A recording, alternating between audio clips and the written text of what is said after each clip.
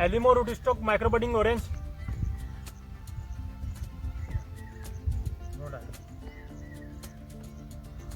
तो दोस्तों पहले वर्मी कंपोस्ट हमने डाल दिया है।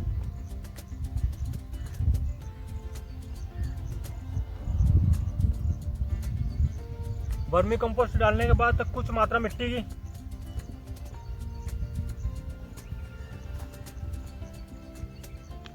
तो दोस्तों आप मिट्टी और वर्मी कंपोस्ट को अच्छी तरीके से मिलाकर भी आप डाल सकते हैं। और जब प्लांट शुरू में आप रखें तो उससे पहले भी आप वर्मी कंपोस्ट डाल सकते हैं।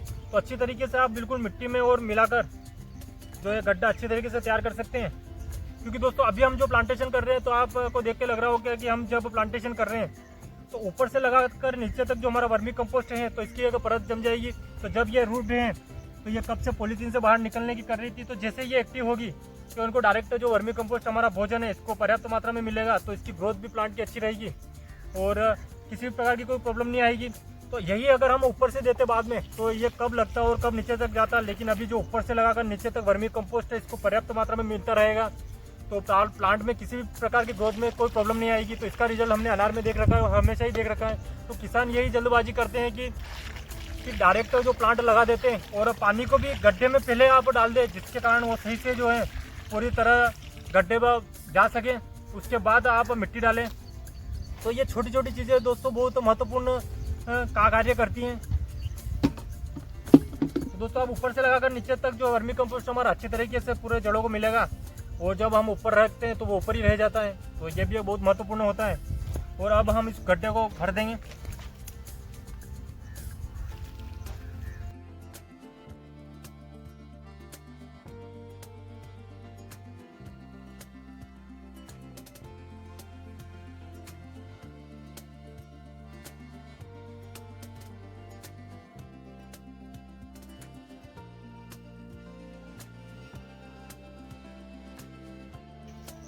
तो दोस्तों 5 साल के ऑरेंज बगीचे में आप देख सकते हैं कि फ्लावरिंग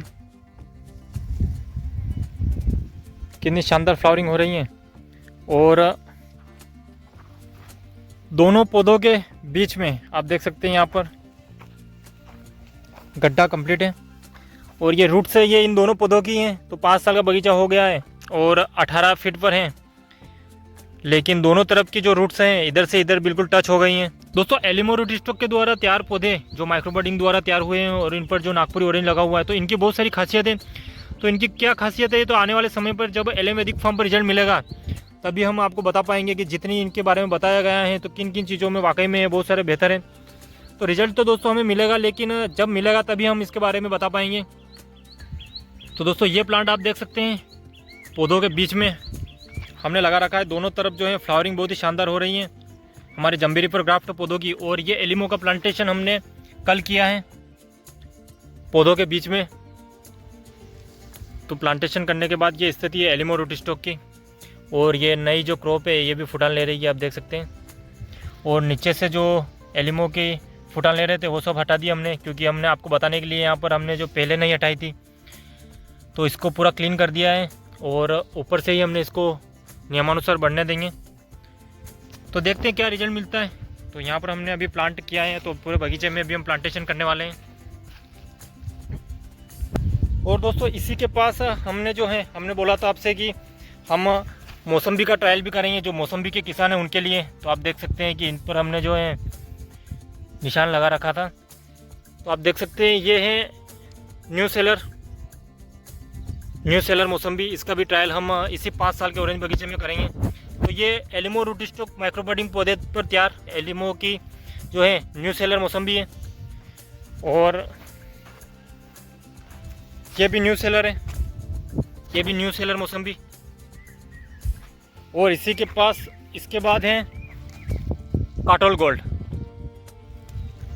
आप देख सकते हैं काटोल गोल्ड। तो ये भी हमने ऑरेंज के पौधों के बीच में ही लगाया है।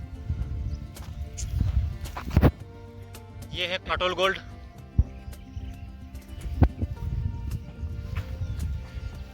तो न्यू सेलर, काटोल गोल्ड, फूले, गैलेंसिया और हेमलिन सभी पौधे जो हैं हमने फार्मों पर लगा दिए हैं ऑरेंज के बीच में। तो इनका प्रयोग भी हो जाएगा। और मौसम्बी का क्या रिजल्ट मिलता है आने वाले समय में, इसका भी मौसम्बी के किसानों को बहुत फ़ायदा होगा कि एलियम वैदिक फार्म किस प्रकार से इनका ट्रीटमेंट करता है और किस प्रकार का रिजल्ट मिलता है। वो दोस्तों पास में ही आप देख सकते हैं पिछले साल जो हमने नॉर्मल ग्राफ्ट एलिमो रूटस्टॉक के पौधे लगाए थे तो उनकी ये स्थिति है। ये नॉर्मल ग्राफ्टिंग के पौधे हैं लेकिन एलिमो रूटस्टॉक के ऊपर है। और अभी हम जो लगा रहे हैं माइक्रोबडिंग द्वारा तैयार हैं। तो सभी तरह के पौधे हमारे फार्म पर उपलब्ध हैं। तो इन सभी का प्रयोग हमारे फार्म पर हो जाएगा और किसका कितना बेहतरीन रिजल्ट मिलता है तो आने वाले समय में भी हम ये बताएंगे आपको ज़रूर।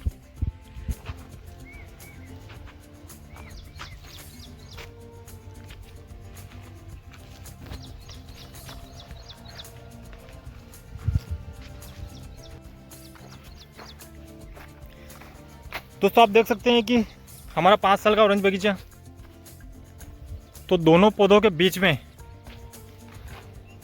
गड्ढों को खोदने का काम चल रहा है क्योंकि 2 लाइनें हमने सिर्फ लगाई हैं और अभी यहाँ पर जो है गड्ढे खोदे जा रहे हैं। इसके बाद जो यहाँ पर प्लांटेशन किया जाएगा एलिमो का। तो बिल्कुल बीच में दोनों पौधों के हम एलिमो का प्लांटेशन करेंगे।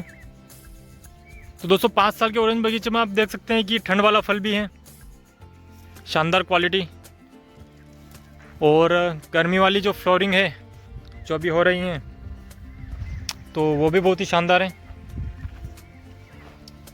तो कुछ फ्लावरिंग तो हो चुकी हैं और दाने बन चुके हैं और एलिमो का प्लांटेशन की तैयारी चल रही है।